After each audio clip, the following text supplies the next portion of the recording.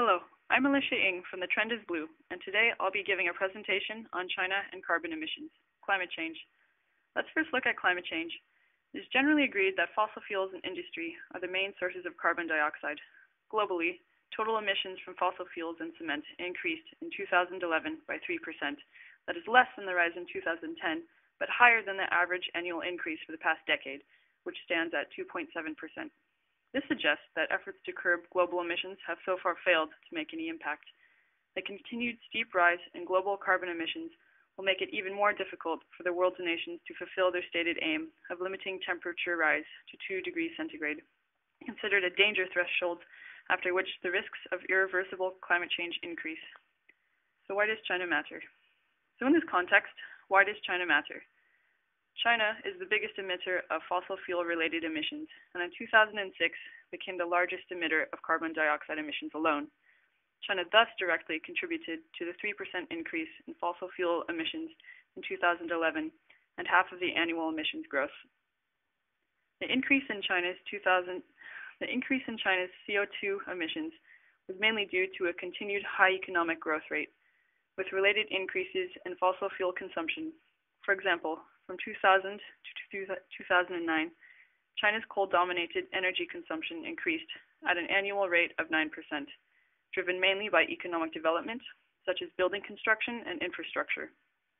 China's thirst for economic development may make curbing its demand for environmentally harmful resources difficult.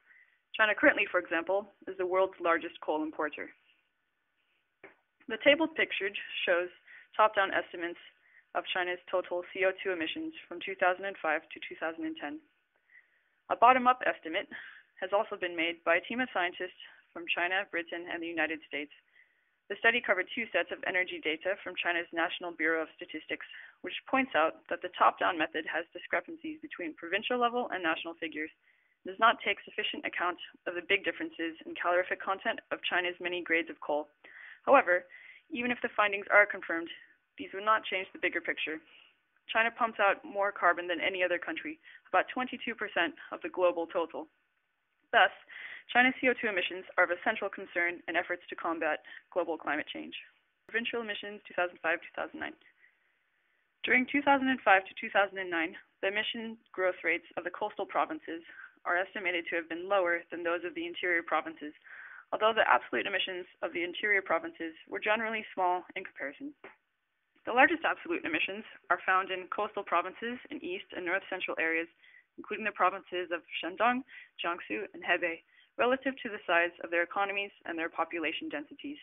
In 2005, east, north central, and south central China, covering only 35% of the country's territory, but containing 69% of the national population and responsible for 78% of Chinese GDP, are estimated to account for 73% of the national emissions of anthropogenic CO2. Per capita emissions in China increased by 9% in 2011 to reach 7.2 tons per person, only a fraction lower than the EU average of 7.5 tons. Compared to EU countries, China's per capita emissions was roughly equivalent to that of Portugal and Sweden. Comparative per capita emissions. In East Asia and Oceania, Brunei and Australia have the largest in the region of 27.54 and 18.57 thousand metric tons of CO2 respectively. China is the 11th largest emitter in this region. Comparative CO2 intensity. Comparative CO2 intensity, China and the EU 27. In terms of CO2 intensity, China is near the top by 2008 with Estonia, Cyprus, and Poland. This high level of emissions, based on fuel combusted, is mainly linked to industry and a coal-dominated fuel mix. To reduce China's dependence on coal, China is investing in and providing policy for renewables, efficiency targets, the CDM, and carbon trading and carbon tax. Renewables world. Regarding world renewables, the share of new renewable energy sources, such as solar and wind energy and biofuels, although still very small, is increasing with accelerated speed. From 1992 to 2004, world renewables doubled from a share of 0.5% to 1%. From 1992 to 2004, world renewables doubled from a share of 0.5% to 1%, and from 2005 to 2011 doubled again to 2.1% by 2011.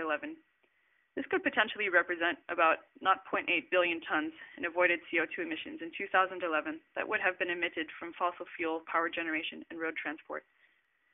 In 2006, China adopted a target for a 15% share of primary energy to come from renewables by 2020, up from 8% in 2006.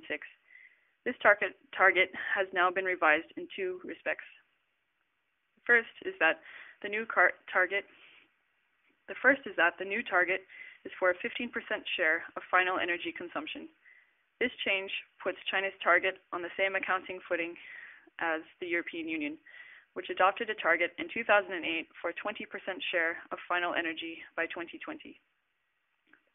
However, the second revision to the China target changed the scope from renewables to non-fossil fuel sources, which includes nuclear. Nuclear power currently provides less than a 0.3% share of final energy in China, but will increase by 2020. So the net impact on total renewables by 2020 of the target change is complicated to assess. The central government's current draft plan calls for a total of 500 gigawatts of renewable power capacity by 2020, 300 gigawatts of hydropower, 150 gigawatts of wind power, 30 gigawatts of biomass power, and 20 gigawatts of solar PV. This would be almost one-third of China's expected total power capacity of 1,600 gigawatts by 2020. Renewables and non-fossil fuel sources China currently implements as a power source are biomass, hydro, natural gas, nuclear, solar, wind, and wave. And thanks to national programs such as the Golden Sun program, which subsidizes pilot projects for solar power generation, the nation's installed solar power capacity grew more than 300% from 2010 to 2011 to reach about 3 gigawatts. Installed wind power generating capacity reached 62 gigawatts in 2010, but installed capacity does not mean actual use. Unfortunately, certain rules in China's Electricity Act, enacted in 1996, are hindering the integration of renewable energy into the country's power grid. As a result, in 2010, only about 70% of the installed wind power generating capacity and slightly under 60% of installed solar power generating capacity are on grid. So the renewable sector still has integrational hurdles to overcome. Emissions reduction in China. China has been implementing a national policy of energy conservation and emission reduction since 2006. During 2005 to 2009, over 50 gigawatts of small and energy-inefficient electricity generating units were shut down, and all newly built units were large and comparatively energy efficient. These included coal-fired power generation, cement production, and iron and steel production. Thus, China has avoided about 1.6 billion tons of CO2 emissions through energy intensity reduction during its 11th five-year plan. These emission reduction controls were reflected positively in decreased carbon emissions relative to generation or processing in various high-emission sectors. 13. China and the CDM.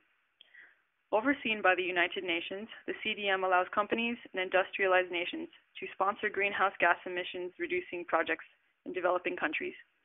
As a result, the sponsor offsets emissions with a lower cost, while the host country obtains cash from implementing low-carbon technologies. China has quickly become the dominant CDM carbon credit supplier. By July 2011, China had approved 3,154 CDM projects, mainly focusing on new and renewable energy, energy conservation, and the enhancement of energy efficiency, methane recycling, and reutilization, and other areas.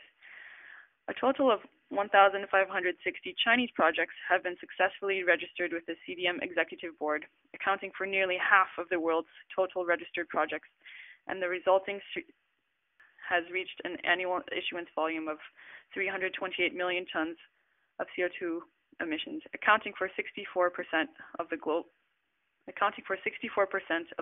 total. 14. China and the CDM shortcomings. However good these statistics might look, and however beneficial they might be, there are some shortcomings to the CDM, specifically for China itself. Buyers are almost exclusively from outside of China, and thus it does not encourage competition within sectors or between regions in China to find low-cost ways to reduce carbon intensity and increase energy efficiency. Secondly, the CDM means much less for China in terms of actual emissions reductions. Also, uncertainty over the future of the CDM is an increasing concern and consequent driver for China to develop its own standalone domestic trading system, while at the same time staking out its position in a global trading system. Lastly, envisioning the growing importance of the global carbon market, many in China now argue that, in the long run, being able to participate adeptly in international trading will be more profitable than selling CERs at very low prices under the CDM. China CDM Fund is currently working with its partners to determine which sectors are best to be included in a carbon trading system. The CDM Fund, managed by the Ministry of Finance, is also providing grants to different regional pilots. Globally, there are about 3,000 registered CDM projects, and it is estimated that from its inception to 2012, the entire CDM will have reduced global carbon emissions by about 1 billion tons of CO2. Meanwhile, with a 10% annual growth, China's CO2 emissions reached 8.95 billion tons in 2010. This means the one-year increase from 2009 to 2010 in China is close to the entire reduction through CDM globally over the 8 years. Carbon trading pilot schemes. China has recently begun to consider carbon trading as a carbon mitigation program. Some benefits of carbon trading for China would be that it opens up trading to local Chinese firms, opens China up to proper verification and monitoring systems, is an alternative to direct administration and arguably the best way to open up to a low-carbon economy, and helps avoid power cuts to local firms to meet efficiency targets, such as what happened in Hebei in 2010. China has mostly relied on administrative tools to realize its 20% energy intensity reduction target between 2006 and 2010. China and carbon trading. China officially launched carbon trading in 2011 to help it meet its 2020 carbon intensity target. According to the country's National Development and Reform Commission, it was agreed to start trading during its 12th five-year plan period. In November 2011, the NDRC ordered 7 Chinese cities and provinces to set up pilot carbon trading systems during the 12th five-year plan, including Beijing, Shanghai, Tianjin, Chongqing, Shenzhen, the 5 cities, and Guangdong and Hubei provinces. After the provinces submit their implementation plans at the end of 2012, the goal is to have pilot carbon trading at the regional level by 2014 and at a national level by 2016. During the pilot phase, local governments can decide upon the means of capping and select capped sectors themselves. However, the NDRC said, as a developing country, China does not shoulder legally binding responsibilities to reduce carbon emissions according to the basic principles set by the United Nations Framework Convention on Climate Change, otherwise known as the UNFCCC. The country's first voluntary carbon trade was sealed in August 2010 with a Shanghai-based auto insurance company buying more than 8,000 tons of carbon credits generated through a green commuting campaign during the Beijing Olympics. The trade was carried out through the China-Beijing Environment Exchange. The 7 regional pilots were selected to reflect the regional diversity in terms of development. Many of them are also part of the low-carbon development pilots initiated in August 2010.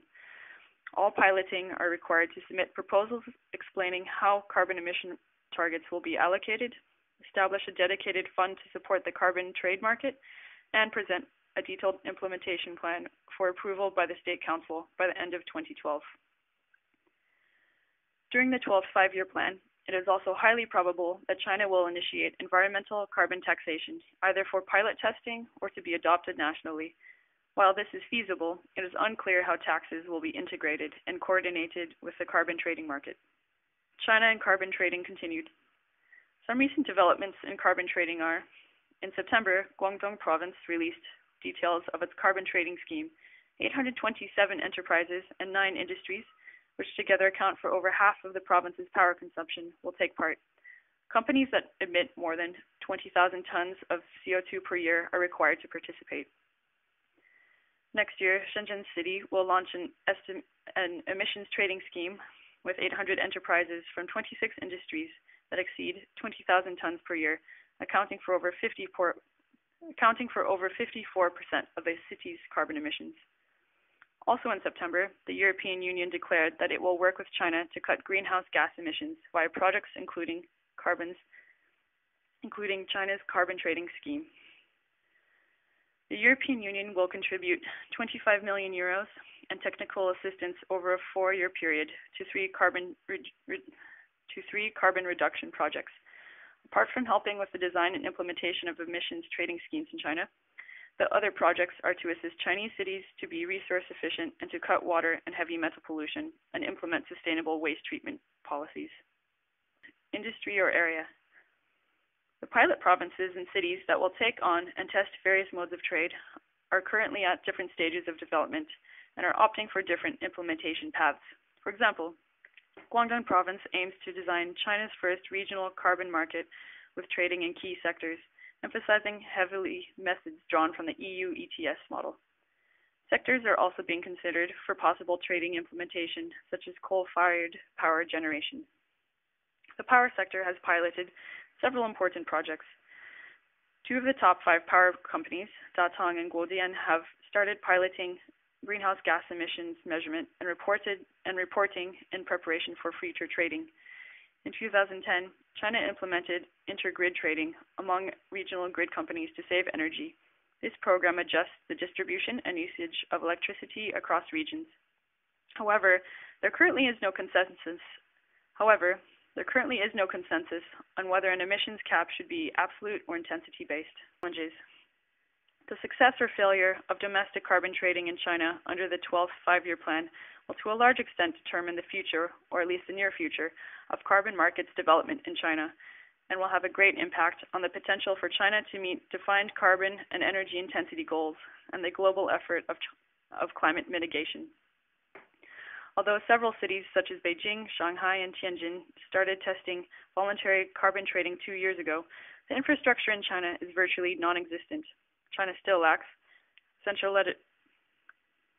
legislation such as trading rules, monitoring, enforcement, and punishment for non-compliance, third-party verifications to support domestic carbon trading, accurate emission measurement, administrative capacity, such as cross-level and cross-sectoral coordination. The aforementioned CDM Fund, as well as the Tianjin Climate Exchange, one of China's 3 major voluntary environmental exchanges, is working with the Asian Development Bank to tailor a carbon trading platform. The EU has also recently announced its development support.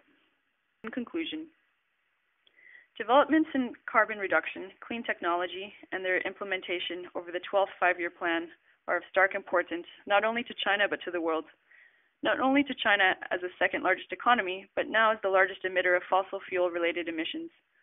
China has taken large steps to curb its carbon emissions. For example, the annual industrial output of the energy-saving, environmental protection, and recycling sectors is expected to reach 4.6 trillion yuan between 2011 and 2015.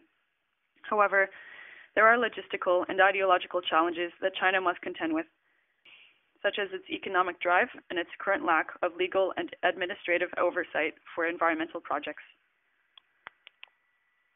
Thank you.